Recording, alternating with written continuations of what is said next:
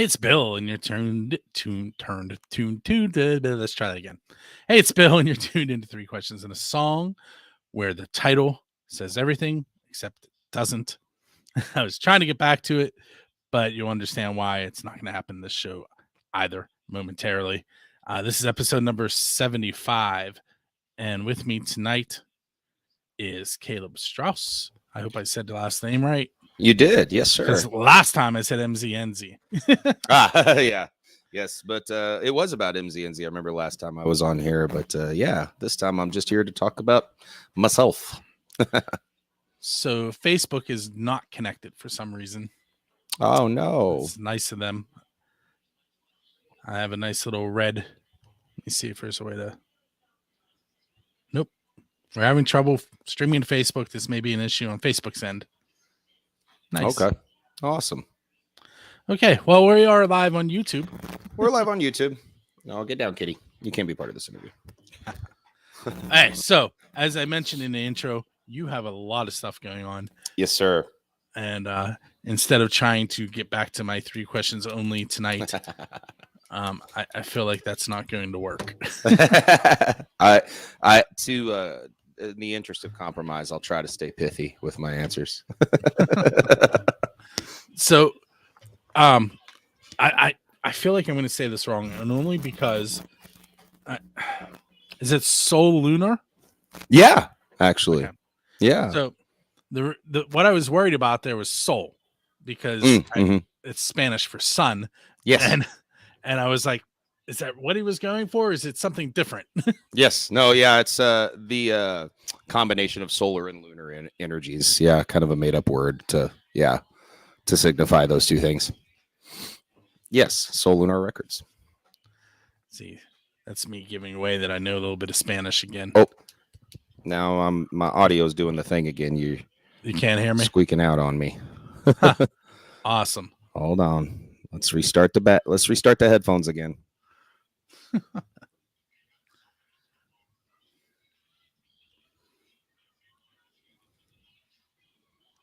Come on. Hello. Check 1 2. Okay, test. Can you hear me? I can hear you. There you are. Okay, please ask that question again, sir. I apologize. I don't remember what I asked. Oh, you were telling me about the name. Oh yes, so Solunar Records. Yeah, it is it's a combination of solar and lunar, sun and moon energies. Yeah, and the name of the record label is actually thematically tied to the movie and soundtrack that we're putting out. It was our first official release overnight. That kind of imagery comes into play in the story a lot. So it seemed like an interesting bit of coincidence, and an interesting bit of kismet. So that seemed like a good name for the label. And along with the song and that we're going to feature too, right? Yes, Eclipse. Yeah, absolutely. All right, so what is the deal with the label? Well, it came from, there's 2 of us that sort of started this thing, and we come from different reasons for having the desire to start a label, but they sort of matched up. So my partner at the label is Deja Gonzalez, and she and I have known each other for a little over 20 years. And she came to me with the idea of starting a label about halfway through last year. Because she lives in Florida. She was out at a show, and we both have always had similar tastes in music, similar passions for music, and a passion for pushing and promoting and listening to the same kinds of music. And a label is also something I'd always kind of played around with the idea of doing back in the old EMZY ENZY days when it was Dustin and I. We always wanted to start a label. Me personally, I was kind of inspired by like artist-friendly labels that were sort of run by artists and sort of bucking the mainstream label system, like Wax Trax in the 80s and 90s, and then Ipecac Recordings, a little later, from Mike Patton and Greg Workman. And I developed a passion for the idea of a label that sort of puts the artist back in charge of their own career. We are, in a lot of ways, probably a traditional label would call us more like almost like a PR company, maybe, because we're service based. But what makes us work like a label is we we develop the brand and name and reach and scope of an artist.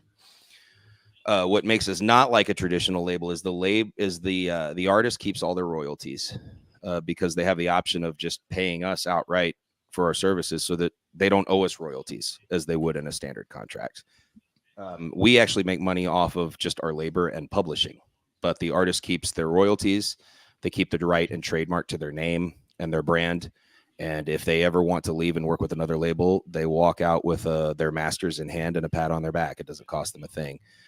So we're looking to put together a label that is almost more of a conduit and a team for the artist to reach its audience, rather than, you know, some sort of indentured servants. That's probably a good metaphor. Yeah. Unfortunately, I mean, the things that major labels have gotten away with, and historically have gotten away with, is it's amazing. Some of it's legal, you know, to put it nicely. So now tell me a little bit about the song that we're going to release tonight. I know I'm jumping ahead a little bit, but I feel like you need to give some information on that before we go any further. For sure. So the song's called Eclipse. Again, it plays with that solar lunar imagery. That's imagery that comes up a lot in the film Overnight.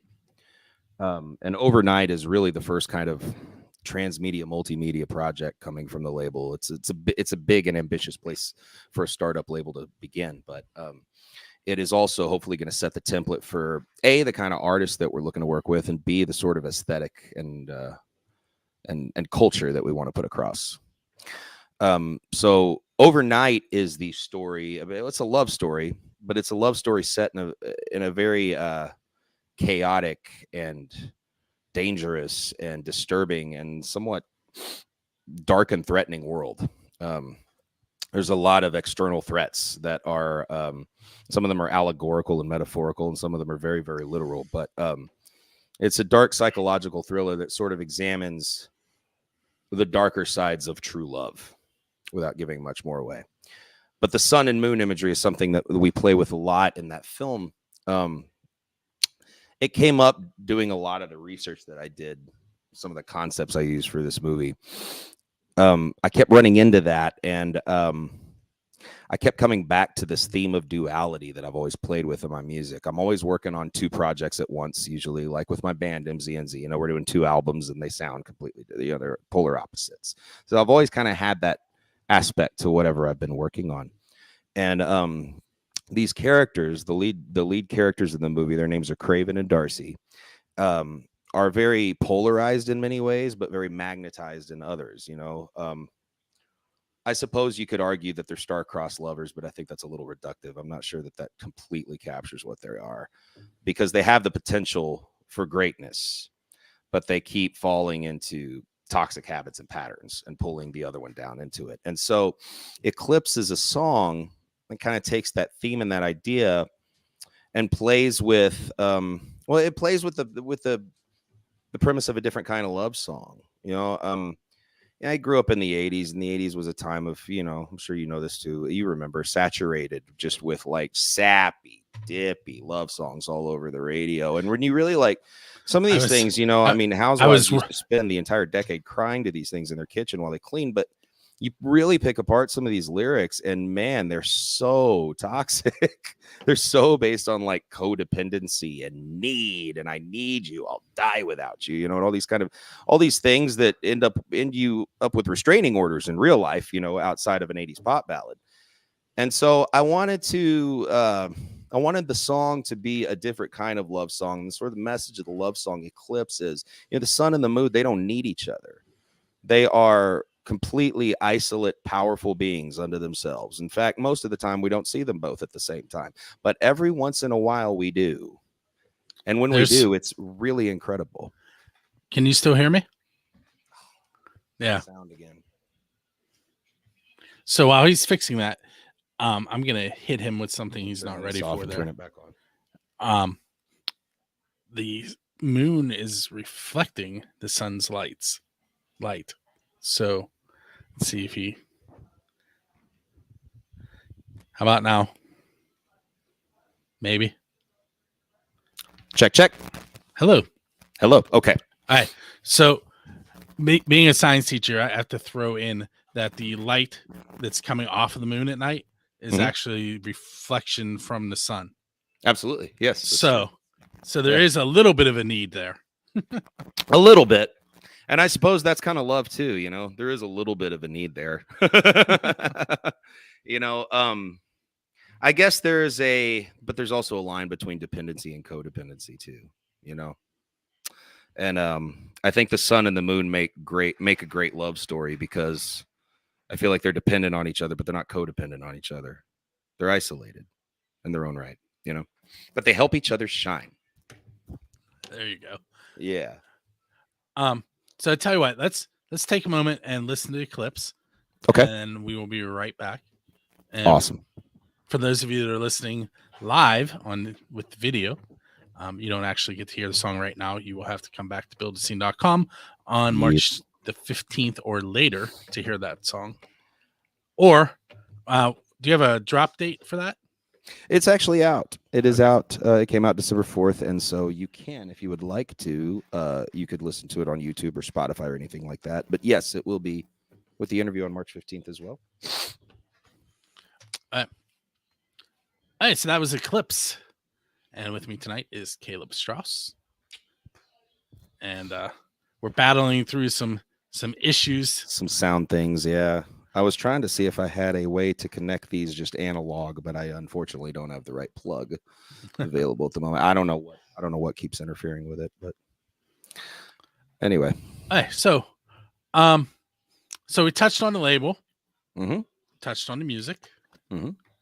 I know you have some First Angel Media stuff going on. If you want to mention any of that. Gosh, it feels like there's so much always going on at First Angel Media. What have we been doing? Let's see. Well, we've been we recently worked with Crash Army on their music video. Jonna made a cameo in that, and we helped them put that out. We also just helped Mad Clock drop his video finally, Hellfire, and that is also cross-posted to the Solunar Records webpage because Mad Clock actually works with Solunar Records. He's not signed to our label, but he is our head of publishing and live event coordinator. So we do like to help support him. Gosh, what else? We have there's the modeling troupe that's upstarting, and we are also putting together a monthly newsletter that I'm very excited about. Lindsay and I are going to be discussing that this weekend. Ms. Red, and she's a very, very brilliant graphic designer, so I'm really excited to get her input on that. And the idea hopefully is just that every little subdivision of First Angel Media gets a little blurb every month and can let the audience know what we're up to, because we're always up to something. I'm sure I'm forgetting something now.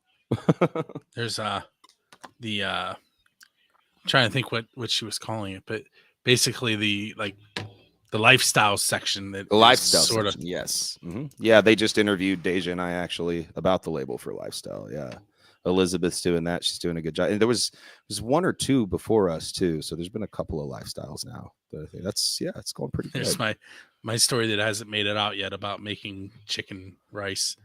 Oh no, I didn't even know about that. Okay, yeah, cool. It's awesome. If you look in the posts that aren't published yet, it's in there. It's in there. Okay, well, I'll probably go read it, because if I know it's there, I usually read it before it's published. But anyway, I'm glad you mentioned Lindsay, because I actually need to message her. I think I just hooked someone for her. Very good. Need some graphic design work. Yeah, she's good, man. God, the things she posts are good. I really like the composite she makes with the forced perspective, like the giant animals and things like. Yeah, those are really cool. Let's see. Oh, there you went again. Oh, of course.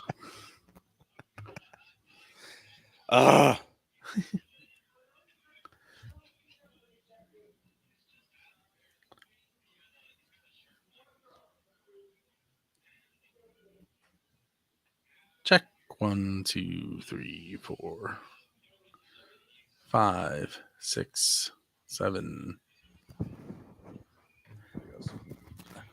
Am I there now? I am not.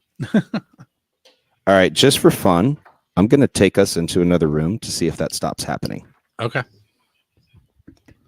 Are you there? I am. Dang it, I still can't hear you. Uh. Okay, hold on. We're going to go to another room.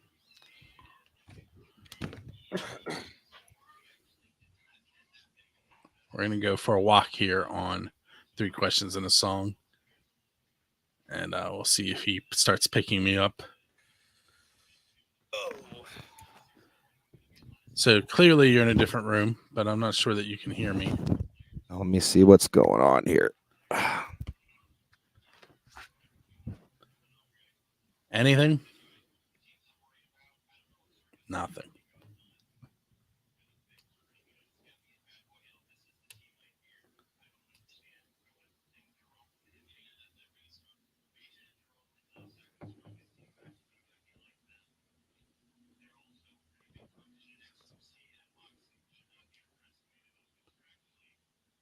Check.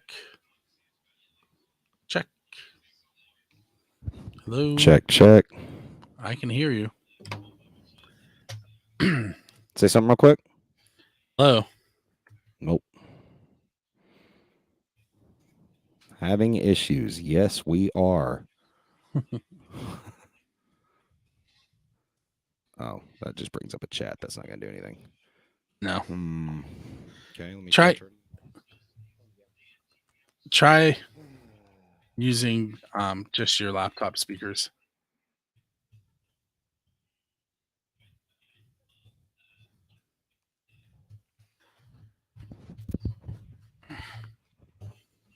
Check, check, check, check, check, check.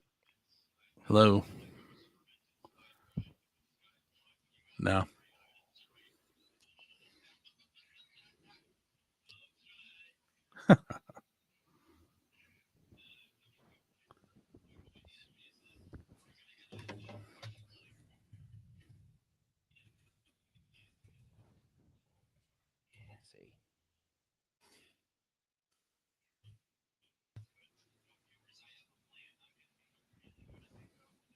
Yeah.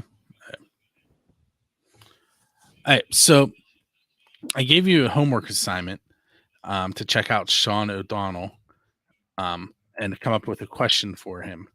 What is your question for him?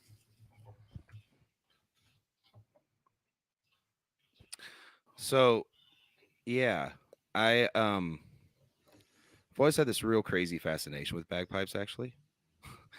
Ever since I heard Chutes and Ladders by Korn on the very first Korn album, opens with bagpipes. And, you know, when I first heard that, I think a lot of people actually thought this. When I very first heard that, I actually thought it was sampled. And then I found out, no, Jonathan Davis actually plays them. So what I've always wondered about bagpipes is the tones linger so long. Is that actual breath control? Or is there something inherent in the instrument that makes the notes go that long? That's my question. I'm jumping ahead a little bit, but where can people find you online? Feel free to list. Yeah, lots of places. So you can find me at solunarrecords.com. You can find me at EMZY ENZY.com. Solunar Records is spelled SOLUNARECORDS.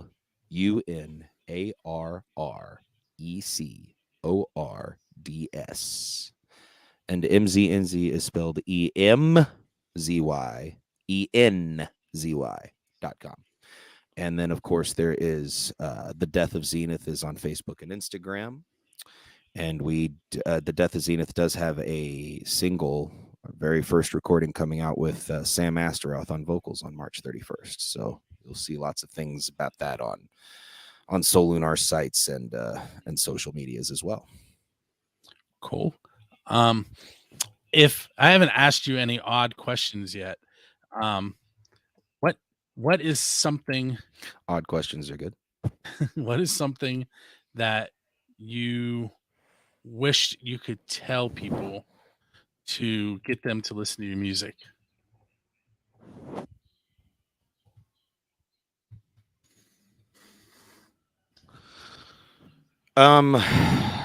Please press play. Please subscribe. Please hit the bell. Do all the things. The more that you play it, the more that you play it for people you think may like it. That's also another big one. Play it for people you think may like it. The more that helps me, the more that helps the label, the more that helps any and all independent artists that you are into and wish to support. Next up is the official build the scene question. Who's your Dave Grohl? Who would you want to go up on stage with? Gosh, that's one of those like pick one of your kids questions. Who is my Dave Grohl? Okay, I don't know. Because, like, you know, I mean, favorite musician of all time probably still always comes down to Trent Reznor. I'm not sure I'd want to jam with him, though, because I'd feel very intimidated, because that's a guy that can get behind any instrument and whoop me at whatever I'm doing. Like, whatever instrument he picks up, he's going to be better than me. So it's hard to say him, but God, I don't know. I would love I'd honestly love to do a duet with an artist that has like nothing in common with the kind of music I play. And unfortunately, this guy is no longer living, but let's pretend he was.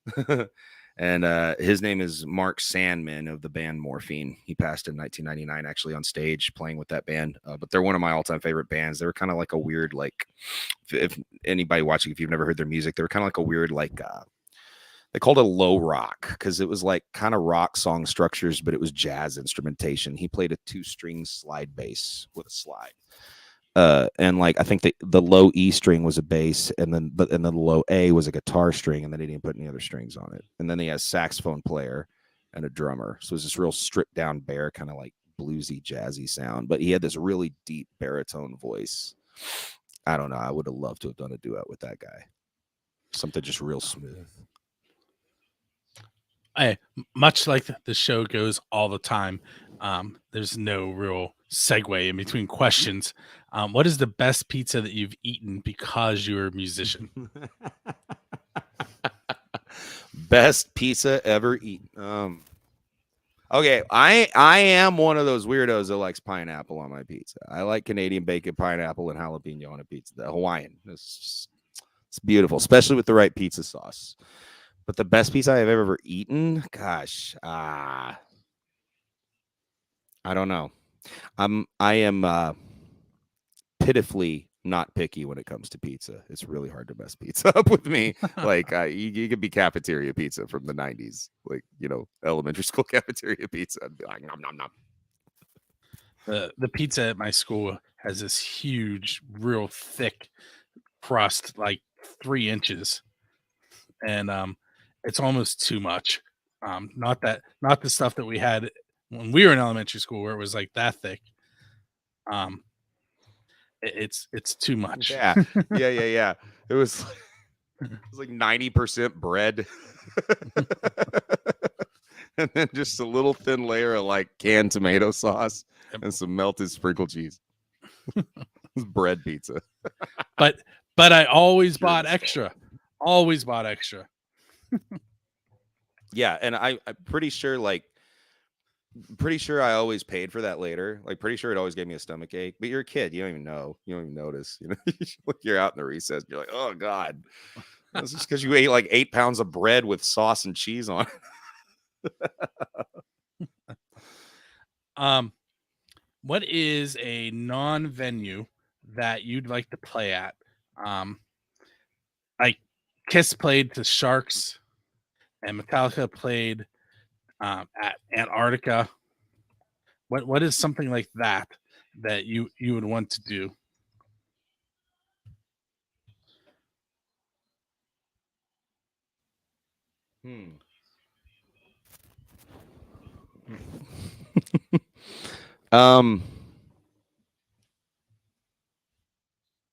Gosh, I don't know, man.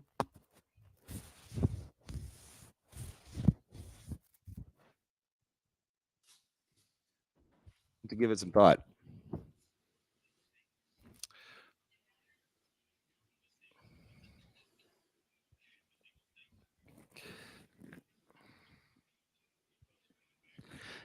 Didn't Death Clock do that too? Um, You ever watch Metalocalypse? They played Under the Ocean. So wait, did they really though? mhm. You know, that's so outlandish. Of course they did. What? Okay, but how do I beat that? How do I beat that? You're answering, not me. Okay. All right. Okay. All right. God, Ocean to Sharks. All right. The middle of an elementary school playground. That's where, yeah. After eating the pizza? Yeah. Because, like, I don't know, kids are always, they're the best audience. Yeah. After you get them all carved up, send them to the playground. EMZY ENZY will put on a show for them. That'll get them tire all hyped up, send them right back to Matt. Yeah, right foot. See, okay, this is your schedule, right? Especially it's like pre-K or something like that. You do pizza in the cafeteria, you know your sauce bread, and then EMZY ENZY concert on the playground, and then nap time, and then parents pick them up. Boom, they go home and they're happy. They're full and they're happy. They're carb crashing.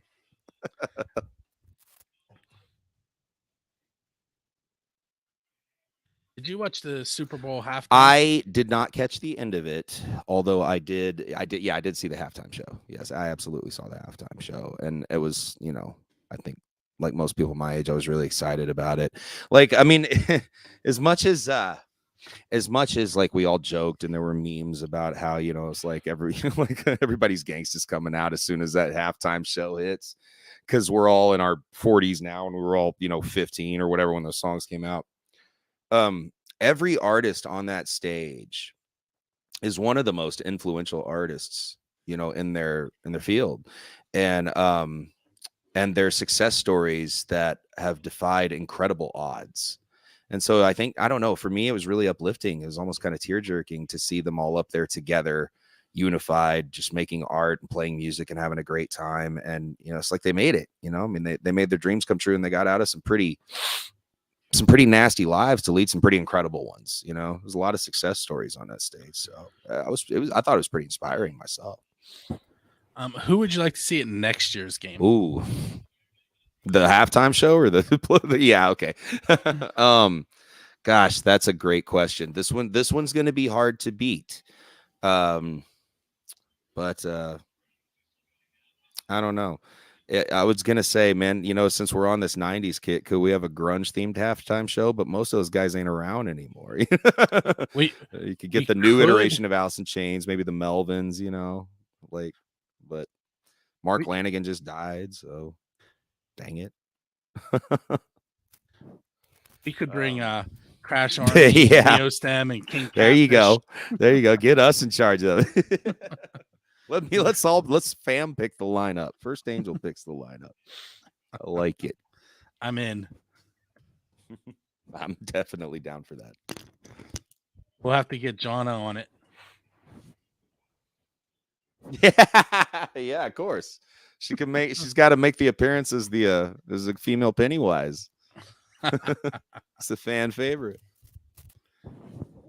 Do you have any last thoughts you want to say before I let you go off and get on with your evening?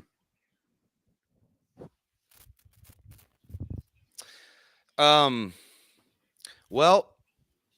I am, like you said, I'm in the middle of a lot of things, and I really appreciate everyone's support, especially those of you that are patient enough to follow me through all of these crazy machinations, because yeah, it is really hard for me to stick to one thing. But although my big focus is overnight right now, and there's a lot more news coming there, I am still working on the 2 EMZY ENZY drop releases, the Beelzebub Bourbon and Creme records. Those are going to come out on Solunar Records by the end of the year. But yeah, I am in the middle of casting that movie right now. We're getting ready to do a table read and go into really earnest pre-production. The soundtrack is coming along really great. I'm getting instrumentals and fully recorded tracks back from almost everybody now. And I'm just really excited where everything is going. I'm excited that I have First Angel helping us out. And yeah, I don't know. I'm just really excited to see where we're at in 6 months. I really appreciate you guys helping us out, having me on, and all the support. I want to thank you for joining me tonight on episode 75. And absolutely. Thank you so much for having me. 75. That's a good number. It is. So this has been episode 75 of 3 Questions and a Song. Make sure you check out everything that Caleb has going on. If you're watching the video, Solunar Records is right down there on top of After the Fall. You can find most of what he's doing. Everything. Most of what he is doing from there, I'm sure. And make sure you check us out on the 1st and 15th of each month.